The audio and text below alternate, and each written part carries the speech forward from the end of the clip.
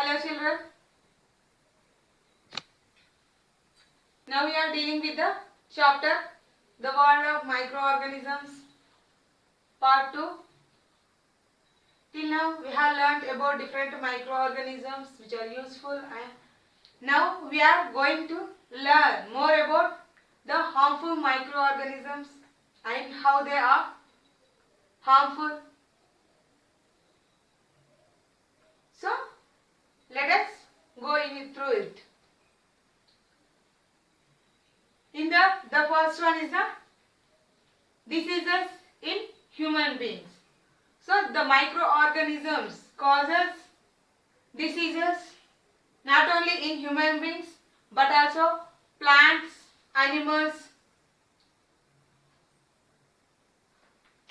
If you see in the human beings, there are number of microorganisms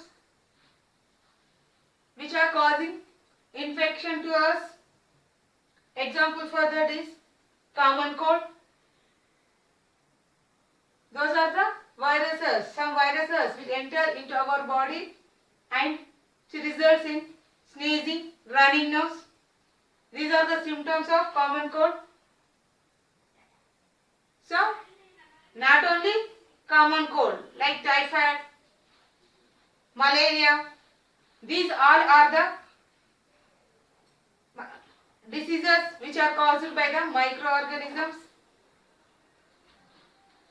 If you see, these diseases are caused from person to person in a family. If a person is suffering from cold, then that common cold is transferred to the another person of the same family. If you see, if your friend is suffering from cold, if you sit nearby him, or if you are close to him, you are moving close to him, you will also get cold. Means that microorganism is transferring from infected person to a healthy person. So here the transmission may be through the air, water and food they are eating, or maybe the physical contact. By hand to hand contact also the infection will transfer. So there are many diseases which are caused through these microorganisms, through the physical contact and close contact.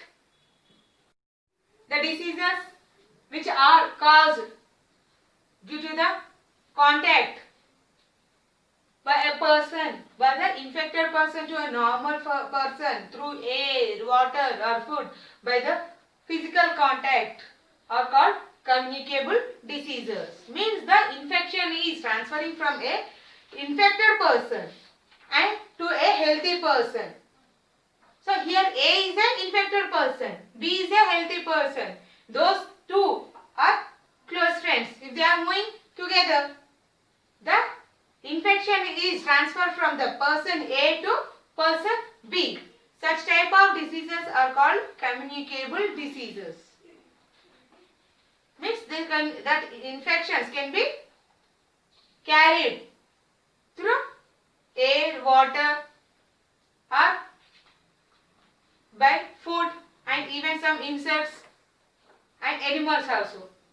Such type of infections are called communicable diseases. But there are some diseases which are not communicable from person to another person by the physical contact. Those can be developed in the person. If you see, example for communicable diseases are Plasmodium. Plasmodium is a microorganism which causes malaria. So here the infected means a malaria patient. When a mosquito bites the infected malaria patient, through the blood, these virus is transmitted. When again these mosquito, when the mosquito bites the infected person, and again it will go and bite the healthy person. The virus, the plasmodium, this plasmodium is transmitted to that healthy person. The plasmodium of infected person blood is attached to the mosquito's mouth, and again when it bites the healthy person, it is transmitted to its mouth by the bite.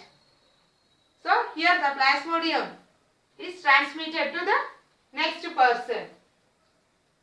How it is transmitted means the mosquito named female Anopheles mosquito.